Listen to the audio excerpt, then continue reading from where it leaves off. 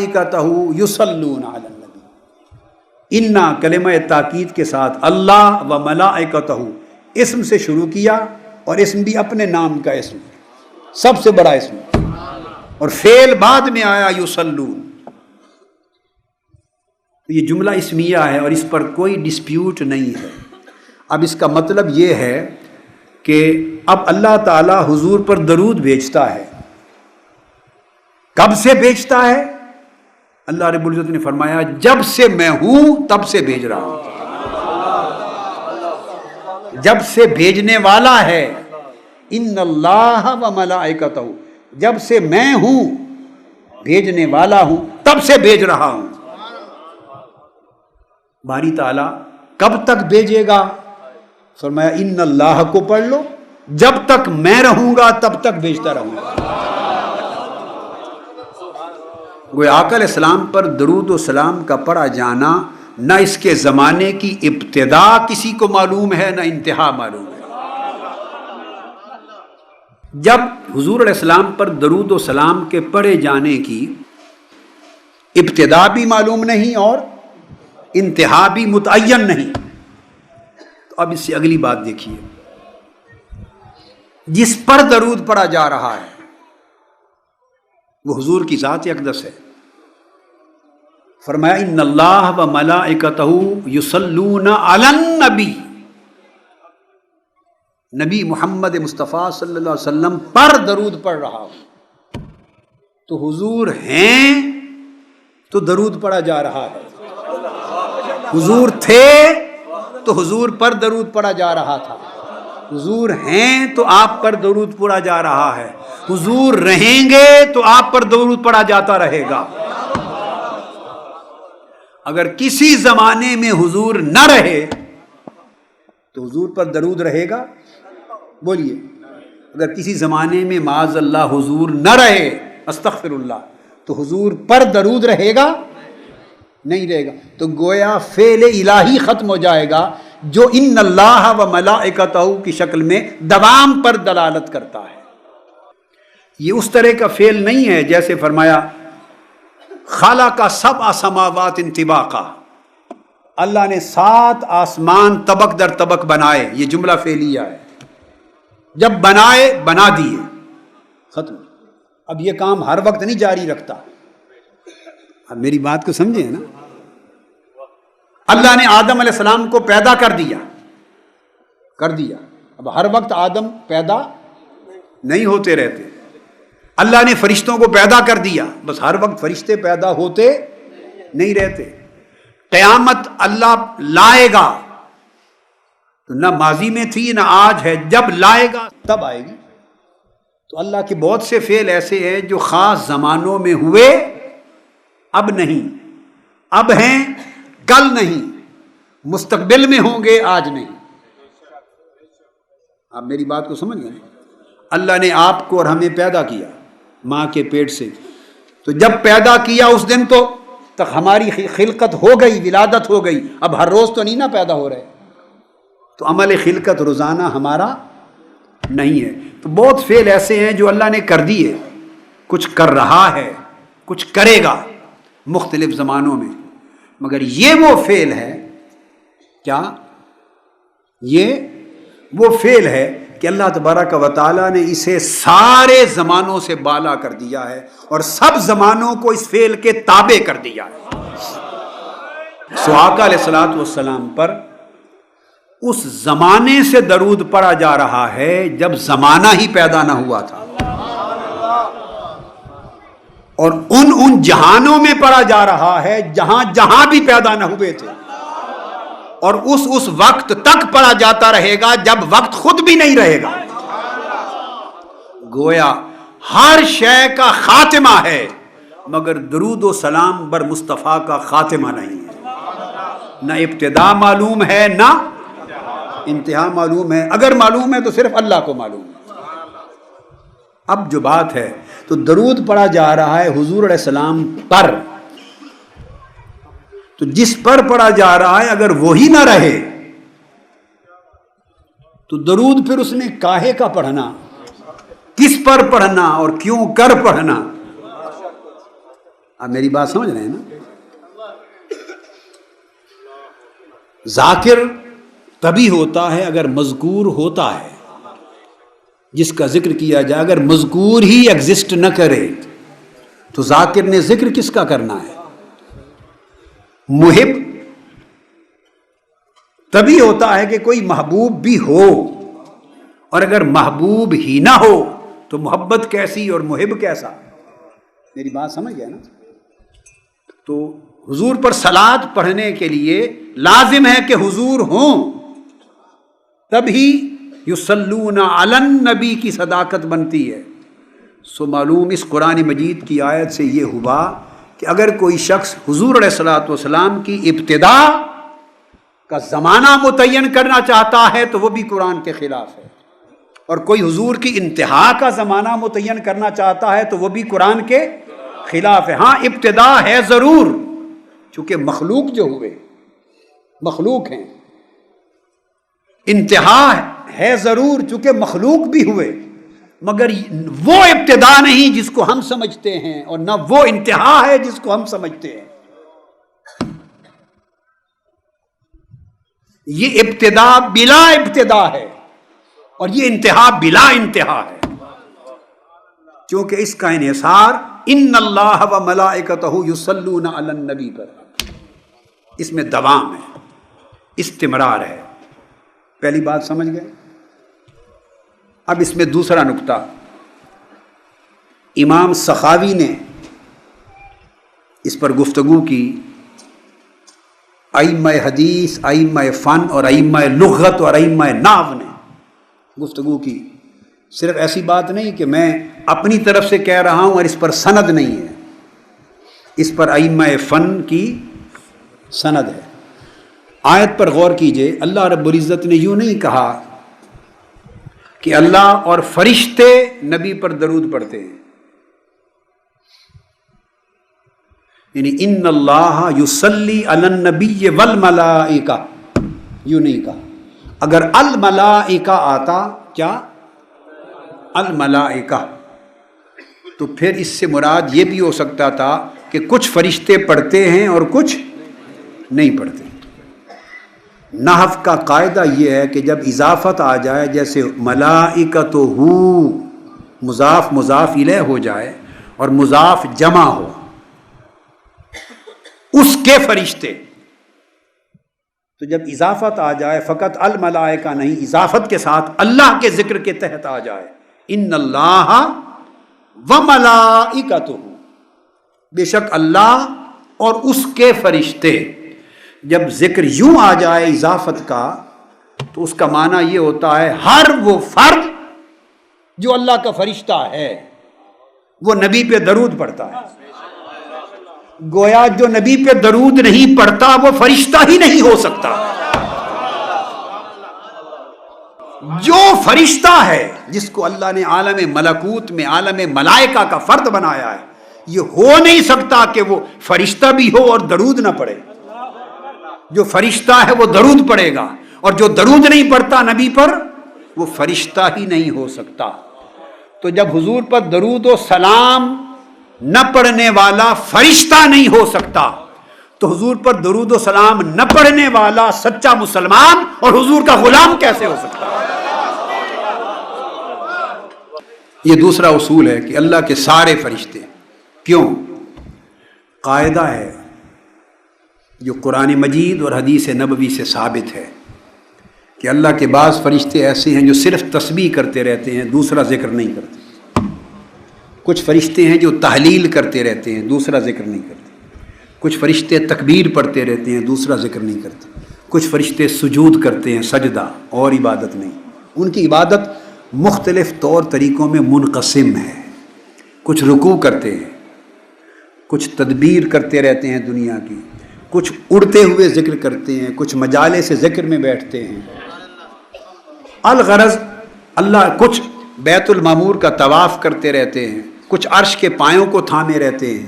اللہ کے جتنے فرشتے مختلف قسم کے کاموں اور عبادتوں میں مشغول ہیں اور گروہ ہیں، تو جو گروہ ایک طرح کی عبادت کرتا ہے اس پر دوسری طرح کی عبادت لازم نہیں ہوتی، یہ نظام ہے۔ اسے بھی ائمہ حدیث نے، ائمہ علم و فن نے لکھا ہے، سند کے ساتھ بات کر رہا ہوں۔ اب یہاں ضرورت کیوں پیش آئی کہنے کہ ان اللہ و ملائکتہ یصلون، فعل کو بعد میں لے گئے اور اپنے ساتھ واو تشریک بولتے ہیں اس کو، ان اللہ و ملائکتہ، فعل بعد میں آیا اور اپنا اور فرشتوں کا ذکر اکٹھا پہلے کیا، اس کو واو تشریک بولتے ہیں، واو مشرکہ۔ تو مطلب یعنی واو مشرکہ میں اللہ اور فرشتے دونوں اللہ نے اپنے ساتھ ملا کر ایک فعل یصلون میں شامل کر دیا اور فعل کا جمع کا صیغہ کر دیا۔ کیوں کیا؟ تاکہ یہ پتہ چل جائے کہ میری ہر عبادت میں فرشتوں کے مختلف گروہ الگ الگ عبادتوں میں مشغول ہیں، کوئی ایسی عبادت نہیں کہ سارے فرشتے اس ایک کو انجام دیتے ہوں سوائے درود مصطفیٰ کے۔ جو سجود میں رہتے ہیں وہ بھی مصطفیٰ پہ درود پڑھتے ہیں، جو بیت المعمور کا طواف کرتے ہیں وہ بھی حضور پہ درود و سلام پڑھتے ہیں، جو تسبیح کرتے ہیں وہ بھی درود پڑھتے ہیں، جو تکبیر کرتے ہیں وہ بھی درود پڑھتے ہیں، جو تحلیل کرتے ہیں وہ بھی درود پڑھتے ہیں۔ باقی عبادتوں میں سارے فرشتے منفرد اور منقسم ہیں، مگر میرے محبوب پر درود و سلام پڑھنے میں سب فرشتے مجتمع ہیں۔ تو کوئی فرشتہ اس عمل سے خارج نہیں۔ ان اللہ و ملائکتہ یصلون علی النبی۔ اب یہ دو باتیں سمجھا کر اس کے بعد اللہ تبارک و تعالی نے اپنی خبر دے کر اب حکم دیا کہ اے لوگو، جب میں نے فرشتوں کو اپنے ساتھ شریک کر لیا ہے، ان کو خبر میں شریک کر لیا ہے، اور تمہیں صیغہ امر میں شریک کرتا ہوں۔ ان کو خبر میں شریک کیا ہے، تمہیں امر کی شکل میں شریک کرتا ہوں، تم بھی میرے محبوب پر درود و سلام پڑھا کرو، تاکہ زمین و آسمان اور پست و بالا کی ساری کائنات میرے محبوب کے درود و سلام سے معمور ہو جائے صلی اللہ علیہ وسلم۔ یہ تمہیدی گفتگو کر کے، اور ایک چیز اور ذہن میں رکھ لیں کہ حضور پر درود و سلام، درود یہ اللہ کی سنت ہوئی۔ جب اس نے کہا نا ان اللہ و ملائکتہ یصلون علیہ، یہ اللہ کی سنت ہوئی۔ درود کے سوا، درود و سلام کے سوا اور کوئی عبادت اللہ کی سنت نہیں ہے، وہ نبی کی سنتیں ہیں، انبیاء کی سنتیں ہیں۔ کیا؟ انبیاء کی سنتیں ہیں۔ عملاً اگر حکم قرآن میں آ گیا، قرآن کی نوعیت بتاتی ہے کہ کچھ فرض ہو گئی، کچھ واجب ہو گئی، کچھ سنتیں کہلائیں، مگر اصلاً سب نبی انبیاء کی مخلوق کی سنتیں ہیں۔ نماز حضور نے پڑھی، اللہ نے نہیں پڑھی، حضور کی سنت ہوئی۔ روزہ حضور نے رکھا، اللہ نے نہیں رکھا، حضور کی سنت ہوا۔ حج زکوٰۃ آقا نے ادا کیے، اللہ نے نہیں کیے، حضور کی سنت ہوئی۔ آپ بات سمجھ رہے ہیں نا؟ مگر اللہ نے فرمایا میں درود و سلام پڑھتا ہوں محمد مصطفیٰ صلی اللہ علیہ وسلم پر، سو درود و سلام اللہ کی سنت ہوا۔ تمام احکام شریعت انبیاء کی سنت ہوئے، بولیے، اور درود و سلام کس کی سنت؟ اللہ کی۔ اب حکم اور سنت میں ایک فرق ہوتا ہے، وہ سمجھا دوں۔ شریعت میں مطلق مجرد حکم، just a commandment, and Allah's sunnah, Allah's practice. There is a difference between these two. حکم اور سنت میں فرق ہوتا ہے۔ کیا؟ شریعت میں جسے حکم کہتے ہیں وہ ہمیشہ بدلتا رہا ہے، حکم بدلتے رہتے ہیں۔ اللہ کے حکم وقت کے ساتھ ساتھ، انبیاء کے ساتھ ساتھ، رسولوں کے ساتھ ساتھ، امتوں کے ساتھ ساتھ حکم بدلتے رہے، مگر جس کو اللہ نے اپنی سنت بنا دیا، سنت کبھی نہیں بدلتی۔ آپ کو سمجھ آئی؟ ایک وقت اللہ نے حکم دیا اسجدوا لآدم، سب فرشتوں کو کہ آدم کو سجدہ کرو۔ آدم کو سجدہ کرایا، کس کا حکم تھا؟ اللہ کا حکم تھا۔ حکم دیا، اللہ کا حکم تھا۔ یوسف علیہ السلام کو اللہ نے حکم دیا، ان کے ماں باپ سمیت بھائیوں کو حکم دیا کہ یوسف کو سجدہ کرو، تو اللہ کا حکم تھا تعظیماً سجدہ کرنا، عبادت کے لیے نہیں، تعظیماً سجدہ کرنا۔ مگر آقا علیہ السلام کی امت آ گئی، حضور کی بعثت ہو گئی، تو تعظیماً سجدہ کرنا کسی بھی مخلوق کے لیے، حتیٰ کہ نبی کیوں نہ ہو، حرام کر دیا گیا۔ حکم بدل گیا یا نہیں؟ کسی زمانے میں اللہ کا حکم تھا، جس نے سجدہ نہیں کیا وہ مردود ہو گیا، جس شیطان نے سجدہ حضرت آدم کو نہیں کیا وہ مردود ہو گیا، یہ حکم تھا۔ اور ہمارے لیے حتیٰ کہ آقا علیہ السلام کو بھی تعظیماً سجدہ کرنا حرام کر دیا۔ تو حکم کتنا بدل گیا، آپ سمجھ گئے نا؟ کبھی حکم تھا کہ فلاں فلاں فلاں رشتوں سے نکاح جائز ہے، جب آدم علیہ السلام کی اولادیں ہوئیں اور پوتے پوتیاں ہوئیں اور نواسے نواسیاں ہوئے، تو جو نکاح ہوئے وہ باہمی ڈائریکٹ خونی رشتوں میں ہوئے یا نہیں ہوئے؟ بولیے نا۔ تو وہیں سے تو نسل آدم چلی، بنی نوع انسان۔ تو جو رشتے اللہ کے حکم میں جائز اور حلال تھے، وہ رشتے آج کی شریعت میں حرام ہو گئے۔ حکم بدل گئے کہ نہیں؟ حکم تھا کہ مال غنیمت حرام ہے، حضور کی شریعت میں مال غنیمت حلال ہو گیا۔ حکم تھا کہ ہر جگہ زمین پر جہاں چاہو نماز نہیں پڑھ سکتے، مخصوص مقامات متعین تھے۔ اب حکم دے دیا، آقا نے فرمایا ساری زمین مسجد ہے۔ ہزارہ احکام شریعت کے ایسے ہیں جو پہلی امتوں میں اور تھے اور بعد کی امتوں میں اور ہو گئے۔ کئی احکام تورات میں تھے، وہ قرآن میں بدل گئے۔ کئی احکام زبور میں تھے، وہ بعد میں بدل گئے۔ کئی انجیل میں تھے، وہ بعد میں۔ تو جتنے احکام شریعت تھے، رسولوں کے بدل بدل کر آنے سے شریعت کے احکام بدلتے رہے، مگر اللہ رب العزت نے جسے اپنی سنت بنا لیا اسے اول وقت سے لے کر آج تک نہیں بدلا۔ فرمایا لن تجد لسنت اللہ تبدیلا، کہ اے محبوب جو اللہ کی سنت ہو گئی اس میں کبھی تبدیلی نہیں ہوگی۔ وَلَن تَجِدَ لِسُنَّتِ اللَّهِ تَحْوِيلًا، اللہ کی سنت میں تو کبھی تبدیلی نہیں پائے گا۔ تو اللہ کے حکم بدلتے رہے، سنت کبھی نہیں بدلی۔ ہر حکم اور عبادت کو حکم بنایا، بدلتے رہے، حتیٰ کہ خود نماز بدلتی رہی۔ شروع میں فرض 2 تھے حضور کے زمانے میں صلی اللہ علیہ وسلم، حدیث پاک صحیح بخاری میں، حدیث صحیح 2 فرضوں کی نماز دی۔ پھر کیا کیا؟ سفر کی قصر کے لیے 2 ہی رہنے دیے اور مقیم کے لیے 2 اور بڑھا کے 4 کر دی۔ حکم بدل گیا۔ وضو کے بعد کوئی آگ پر پکی چیز کھا لے تو وضو ٹوٹ جاتا تھا، آقا علیہ السلام نے فرمایا اب حکم بدل گیا، اب کھا لیا کرو، وضو نہیں ٹوٹتا۔ الغرض شراب ہی ہے، اوائل دور میں اس کو حرام نہیں کیا گیا تھا، مدینہ کے دور میں 13 برس گزرنے کے بعد حرام کیا۔ سود مکی دور میں حرام نہیں تھا، 13 برس کے بعد بلکہ 16 برس کے بعد آخری زمانوں میں آ کے حرام کیا۔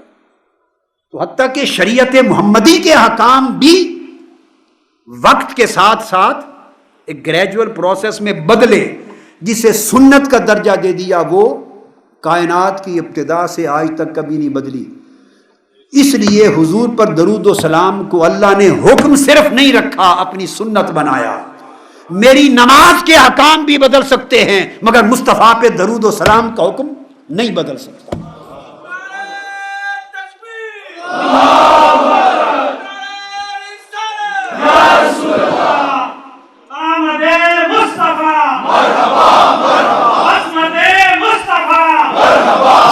حاضرین محترم، یہ تھی تمہیدی گفتگو، اس آیت کریمہ کا انٹروڈکشن۔ اب اصل موضوع کی طرف آ رہا ہوں، اور پہلی گفتگو کروں گا کہ صلاۃ، اللہ حضور علیہ السلام پر صلاۃ بھیجتا ہے، صلاۃ کا معنی کیا ہے۔ پہلی گفتگو آج حصہ یہ ہوگا کہ صلاۃ، اللہ کا حضور پر صلاۃ پڑھنا، اس کا معنی کیا ہے۔ بہت سی کتابوں میں ائمہ حدیث نے، ائمہ لغت نے، ائمہ علم نے لکھا ہے، ائمہ تفسیر نے لکھا ہے۔ کچھ کتابوں کے نام میں بتا دیتا ہوں تاکہ سند کے طور پہ چیزیں آپ کے سامنے رہیں۔ صلاۃ کا معنی ڈسکس کرتے ہوئے لسان العرب لغت کی معروف کتاب ہے۔ جتنا کچھ میں بیان کروں گا یہ ان تمام لغت کی کتابوں میں اگر اہل علم بطور سند پڑھنا چاہیں تو اس سب کا مواد، حوالہ، اتھارٹی ان تمام کتابوں میں ملے گی۔ اتھارٹیز کوٹ کر دی پہلے میں نے تاکہ بعد میں بات تسلسل سے چلتی رہے۔ لسان العرب لغت کی سب سے بڑی کتاب۔ اب صلاۃ کا معنی حضور پر جو درود پڑھا جاتا ہے اور جو اللہ درود پڑھتا ہے اس کا معنی کیا ہے۔ اسی طرح تہذیب اللغہ لغت کی بڑی کتاب ہے۔ یہ وہ کتابیں بتا رہا ہوں جو آج سے 1000، 1100، 1200 سال پہلے لکھی گئیں، 1000 سال قبل، اس سے بھی پہلے۔ اسی طرح الصحاح لغت کی عظیم کتاب، پھر مختار الصحاح، پھر تاج العروس لغت کی کتاب، پھر قرآن اور حدیث کے غریب الفاظ کے معنی پر، غرائب پر امام ابو عبید احمد بن محمد الہروی ان کی کتاب، یہ بھی آج سے 1100-1200 سال پہلے کے ائمہ میں سے۔ پھر امام ابو طاہر یعقوب الفیروز آبادی صاحب القاموس اور ان کی کتاب الصلات والبشر۔ پھر المفردات امام راغب اصفہانی۔ پھر علامہ زمخشری صاحب کشاف۔ پھر علامہ ابن القیم علامہ ابن تیمیہ کے شاگرد، ان کی کتاب جلاء الافہام۔ پھر امام سخاوی ان کی کتاب القول البدیع، یہ اصول حدیث کے امام ہیں۔ امام فخر الدین رازی صاحب تفسیر کبیر۔ امام قرطبی الجامع لاحکام القرآن میں۔ الغرض اسی طرح پھر امام ابن الاسیر النہایہ اور الجامع فی غریب الحدیث میں، امام ابن حجر المکی الدر المندود میں، اور پھر اس کے بعد آپ کتب تفسیر جتنی اٹھا لیں جو جامع تفسیر کی کتابیں ہیں، خواہ وہ ابن جریر طبری ہے، خواہ ابن ابی حاتم ہے، خواہ وہ جلالین تک ہے، خواہ قرطبی ہے، خواہ وہ روح المعانی ہے، خواہ امام بغوی ہے، خواہ امام خازن ہیں، خواہ ابن رجب حنبلی ہیں، خواہ وہ صاحب لباب ہیں، کوئی بڑی کتاب جو سند ہے اٹھا لیں۔ جتنا کچھ آگے چل کے بیان کروں گا آپ کو ان تمام اتھارٹیز میں یہ ملے گا، اس لیے میں نے کوٹ کر دیا تاکہ کوئی دوست یہ نہ سمجھے کہ یہ کوئی تراشیدہ بات ہے اور اس کے اوپر سند موجود نہیں، یہ تمام ائمہ اس بات کی تائید و تصریح کرتے۔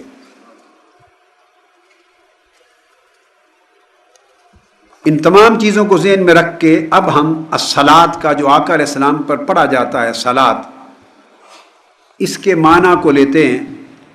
پہلے تو میں اس معنی کو بیان کروں گا جو بڑا معروف ہے، جس کو ائمہ حدیث و تفسیر نے بالعموم لیا، اور اس کے بعد اس معنی کی تفصیل میں جاؤں گا جس کو اخذ کرنے میں نے محنت کی، اور جتنی ساری کتابوں کے نام لکھوائے اس لیے کہ جو میں نے محنت کی اور اس کا جو معنی اخذ کر کے آپ کے سامنے رکھوں گا تو آپ کو پتہ ہو کہ ہوا میں محنت نہیں کی، مستند کتب میں محنت ہوئی، اور اس کے اوپر اتھارٹی ہے، 1200-1300 سال کی تاریخ علم کی اتھارٹی ہے۔ اینڈ پر وہ معنی کروں گا جس پر میں نے محنت کر کے اللہ کی توفیق سے آقا علیہ السلام کے نالین پاک کے تصدق سے جس کو اخذ کیا۔ پہلے معروف معنی بیان کر دوں۔ اللہ کا حضور علیہ الصلوۃ والسلام پر صلاۃ پڑھنا، اس کا جو معروف معنی ہے ذہن نشین کر لیجئے وہ الصلاۃ کے لیے امام ماوردی لکھتے ہیں اصلھا التعظیم، صلاۃ اللہ علی النبی اور امام راغب اصفہانی لکھتے ہیں صلاۃ اللہ علی النبی صلی اللہ علیہ وآلہ وسلم، غور سے سمجھیں، اظہار عظمتہ وثناؤہ عند الملائکہ وصلاۃ الامہ علیہ تعظیمہ وتکریمہ۔ یہی معنی امام فخر الدین رازی سمیت باقی ائمہ نے لیا، اور علامہ ابن القیم اور امام سخاوی جس کتاب اتھارٹی کو اٹھائیں گے آپ کو ملے گا۔ فرماتے ہیں کہ اللہ جو حضور پر درود بھیجتا ہے اس کا معنی کیا ہے؟ اس کا معنی ہے کہ وہ سارے فرشتوں کے اجتماع میں، کیا؟ سارے فرشتوں کے اجتماع میں حضور کی شان بیان کرتا ہے۔ یاد رکھ لیں، اللہ کا حضور پر درود بھیجنا یہ نہیں ہے جیسے ہم پڑھتے ہیں اللہم صلی علی سیدنا و مولانا محمد وعلی آلہ وصحبہ وبارک وسلم۔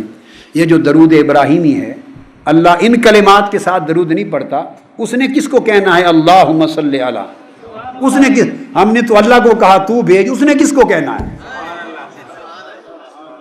تو آئیے قرید کریں کہ وہ جو اللہ فرماتا ہے، اللہ تعالیٰ، اللہ رب العزت، کہ بے شک اللہ اور اس کے سب فرشتے رسول پر، نبی پر درود بھیجتے ہیں، تو معلوم کریں کہ وہ درود جو اللہ بھیجتا ہے وہ کیا ہے، اس کی فارم کیا ہے، اس کے معنی کیا ہیں، اس کی مینیفیسٹیشن کیا ہے، اس کا طریقہ کار کیا ہے، اس کی امپلیکیشن کیا ہے، اس کی سگنیفیکنس کیا ہے، وہ کیا کرتا ہے جس کو وہ کہتا ہے کہ میں درود بھیجتا ہوں؟ کوئی عبارت ہے جو پڑھتا ہے؟ آپ میری بات سمجھیں، وہ کرتا ہے جیسے آپ بلا تشبیہ و بلا مثال، آپ کو سمجھا رہا ہوں، بغیر تشبیہ کے، بغیر مثال کے۔ اللہ کے کسی کام کی تشبیہ اور مثال بولیے نہیں ہے، نہیں ہے۔ جس طرح ہم محفل میلاد کرتے ہیں، جس طرح ہم میلاد مصطفیٰ کانفرنس کرتے ہیں، جس طرح ہم عظمت مصطفیٰ کانفرنس کرتے ہیں، ہم سیرت مصطفیٰ کانفرنس کرتے ہیں اور آقا علیہ السلام کی عظمت بیان کرتے ہیں، آقا علیہ السلام کی رفعت بیان کرتے ہیں، آقا علیہ السلام کی شان اقدس کے فضائل بیان کرتے ہیں، آقا علیہ السلام کے شمائل بیان کرتے ہیں، آقا علیہ السلام کے خصائص بیان کرتے ہیں، آقا علیہ السلام کا حسن و جمال بیان کرتے ہیں، تاجدار کائنات کی عظمت و کمال بیان کرتے ہیں، آقا علیہ السلام کے خط و خال بیان کرتے ہیں، حضور کے زلف و رخسار بیان کرتے ہیں، حضور کے حسن سراپا کی بات کرتے ہیں کہ حضور ایسے تھے، حضور ایسے ہیں، جیسے ہم حضور کی حمد و ثنا کرتے ہیں، تعریف و توصیف کرتے ہیں، آقا کے معجزات بیان کرتے ہیں، کمالات بیان کرتے ہیں، ہم اپنی استطاعت کے مطابق، اپنی سمجھ کے مطابق، اپنی صلاحیت کے مطابق، اپنی طاقت و قدرت کے مطابق، کیونکہ ہم مخلوق ہیں تو ہم اپنی بساط بھر، جیسے ہم مجمع عام میں لوگوں کے اجتماع میں حضور کی تعریف کرتے ہیں، اسی طرح مالائے اعلیٰ میں اور عرش پر اور ورائے عرش ملائکتہ، اللہ سارے فرشتوں کو، جہاں جہاں وہ فرشتے ہیں ان کو کہتا ہے میری بات سنو۔ فرشتوں کا اجتماع ہوتا ہے، جہاں جہاں کوئی فرشتہ ہوتا ہے وہ سامع ہوتا ہے، خدا خود خطیب ہوتا ہے، اللہ خطاب کرتا ہے اور خدا کے خطاب کا موضوع عظمت مصطفیٰ ہوتا ہے۔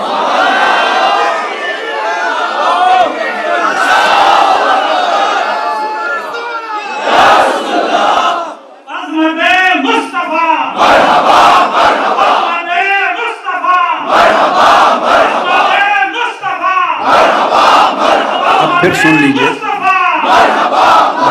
سن لیجئے، میں دوبارہ الفاظ دہرا رہا ہوں، میرے لفظ نہیں ہیں، میں نے تو فقط اس کی تشریح کی ہے، میں نے تو اسے عام فہم کر کے آپ کو کمیونیکیٹ کیا ہے، مگر یہ معنی جمیع ائمہ نے بیان کیا ہے۔ امام رازی نے یہی بیان کی، جتنے نام میں نے آپ کو لکھوا، امام رازی نے یہی معنی بیان کیا، امام راغب اصفہانی نے یہی معنی بیان کیا، امام قرطبی نے یہی معنی بیان کیا، علامہ ابن القیم نے یہی معنی بیان کیا، امام سخاوی نے یہی معنی بیان کیا، امام ابن جریر طبری نے یہی معنی بیان کیا، امام جلال الدین سیوطی نے یہی معنی بیان کیا، امام ابن حجر اسقلانی نے یہی معنی بیان کیا، امام قسطلانی نے یہی معنی بیان کیا، علامہ عینی نے یہی معنی بیان کیا، امام نووی نے یہی معنی بیان کیا۔ جو کتاب ائمہ علم کی حدیث اور تفسیر کی اٹھا لیں آپ کو یہ معنی ملے گا۔ اگر کسی نے پڑھا نہیں تو اس میں میرا قصور نہیں ہے، اور اگر کسی نے پڑھا ہے تو لوگوں کو بتایا نہیں تو اس میں بھی میرا قصور نہیں ہے۔ معنی یہ ہے، پھر دہراتا ہوں، صلاۃ اللہ علی النبی اظہار عظمتہ و ثناؤہ الجمیل عند الملائکہ و صلاۃ یہ ہے اللہ کا حضور پر صلاۃ پڑھنا عند الملائکہ، فرشتوں کو جمع کر کے فرشتوں کے سامنے حضور کی حمد و ثنا کرنا ہے، حضور کی تحمید و توصیف کرنا ہے، حضور کی عظمت کو بیان کرنا ہے۔ تو وہ ہر وقت فرماتا ہے جب سے ہوں اور جب تک ہوں میں عالم سماوات میں ملائکہ کے سامنے ہر وقت اپنے مصطفیٰ کے گن گاتا رہتا ہوں، اپنے یار کے گن گاتا رہتا ہوں، یار کی حسن و جمال کے تذکرے کرتا رہتا ہوں، یاد کی ندرت و کمال کے تذکرے کرتا رہتا ہوں، حضور کی عدم مثلیت بتاتا رہتا ہوں۔ میرا محبوب ایسا ہے، میرا محبوب ایسا ہے، تم میرے محبوب کو تک لو تو تم بے ہوش ہو جاؤ۔ ساری جب سے زمانہ شروع ہوا جب تک ہے میں فرشتوں کے سامنے حضور کی تعریف ہی کرتا رہتا ہوں۔ یہ ہے ان اللہ و ملائکتہ یصلون علی النبی، صلاۃ اللہ علی النبی ثناؤہ الجمیل و اظہار عظمتہ عند الملائکہ۔ آپ بات کو سمجھ گئے؟ اب یہ معنی آیا کہاں سے؟ اگلی بات، امام بخاری نے اس معنی کو دیا۔ بعض لوگ کہتے ہیں کہ صحیح بخاری میں دکھائیں۔ میری تو عادت یہ ہے کہ میں قرآن سے اور حدیث سے باہر بات نہیں کرتا، اور جب حدیث پر آتا ہوں تو اولاً ہر شے بخاری اور مسلم سے کرتا ہوں، پھر باقی کتب حدیث سے بھی کرتا ہوں۔ یہ جو معنی بیان کیا یہ معنی آقا علیہ السلام نے خود بیان کیا، اس لیے کہ جب صحابی اور تابعی روایت کرتے ہیں تو وہ اپنے پاس سے وضع نہیں کرتے، وہ آقا علیہ السلام سے روایت کردہ معنی لیتے ہیں۔ یہ امام بخاری نے روایت کیا، اور روایت جلیل القدر تابعی حضرت ابو العالیہ رضی اللہ تعالیٰ عنہ سے امام بخاری نے جامع الصحیح صحیح بخاری میں روایت کیا، اور اس کو پھر حضرت ابو العالیہ کے علاوہ حضرت ربیع بن انس رضی اللہ تعالیٰ عنہ سے بھی روایت کیا گیا یہ معنی۔ اور وہ معنی کیا ہے؟ صلاۃ اللہ علی النبی هو ثناؤہ علیہ عند ملائکتہ و تعظیمہ، یہ صحیح بخاری کا معنی ہے کہ اللہ کا حضور پر درود پڑھنے کا معنی فرشتوں کے سامنے حضور کی حمد و ثنا کرنا ہے، و تعظیمہ، اور حضور کی شان کو بڑھا چڑھا کر بیان کرنا ہے، آقا علیہ السلام کی عظمت کو بیان کرنا ہے۔ اب ایک عجیب بات ہے، یہاں ایک نکتہ بتا دوں، بعض احباب جن کی سمجھ میں یہ بات نہیں آتی، اور سمجھ میں اس لیے نہیں آتی کہ مطالعہ نہیں کرتے، تحقیق نہیں کرتے، وہ بعض احباب یہ سمجھتے ہیں کہ آپ عجیب لوگ ہیں، ہر وقت حضور علیہ السلام کی شان ہی بیان کرتے رہتے ہیں۔ یہ کیا بات ہوئی؟ ہر وقت حضور کی شان بیان کرتے رہتے ہیں، یہ عجیب لوگ ہیں، اور یہ تو شخصیت پرستی ہے معاذ اللہ، یہ مبالغہ آرائی ہے۔ یہ سوال بعض اوقات ہوتا ہے یا نہیں؟ تو سو جواب سمجھ لیں، پوری زندگی کام آئے گا۔ اس لیے بھئی یہ الزام خدا کے لیے ہم پر نہ دیں، یہ الزام خود خدا پہ دیں،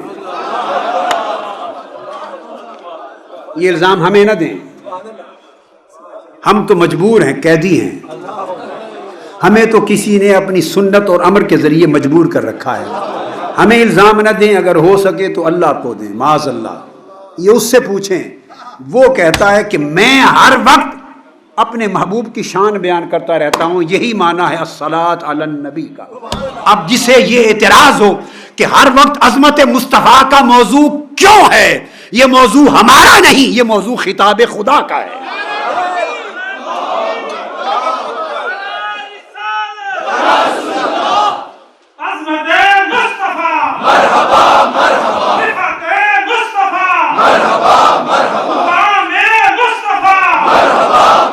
یہ اللہ رب العزت، یہ اللہ کے خطاب کا موضوع ہے ہر وقت. اور پھر اس کو میں نے کسی کمزور کتاب سے نہیں لیا، سیدھا صحیح بخاری کا حوالہ دے دیا.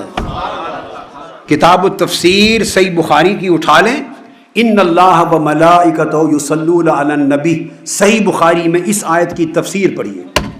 امام بخاری کا عقیدہ یہ ہے کہ صلاۃ علی النبی کا معنی یہ ہے کہ ہر وقت اللہ حضور کی حمد و ثنا کرتا اور حضور کی عظمت کے چرچے بیان کرتا رہتا.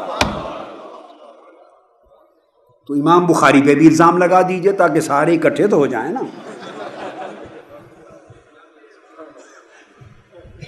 یہ بات سمجھ گئے؟ یہی معنی پھر امام بیہقی نے اور امام حلیمی نے شعب الایمان میں بھی بیان کیا. فرماتے ہیں اللسان التعظیم، یعنی حضور کی عظمت میں کلام کرنا، یہ ہے اللہ کا حضور پر صلاۃ پڑھنا.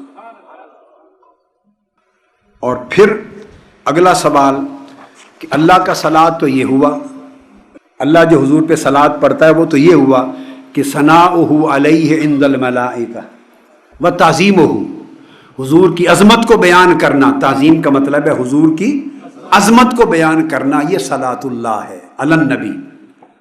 اب یہ جو اگے لفظ آیا ہے وہ ملائکتہ، اور اس کے فرشتے بھی پڑھتے ہیں. اب فرشتے جو صلاۃ پڑھتے ہیں اس کا معنی کیا ہے؟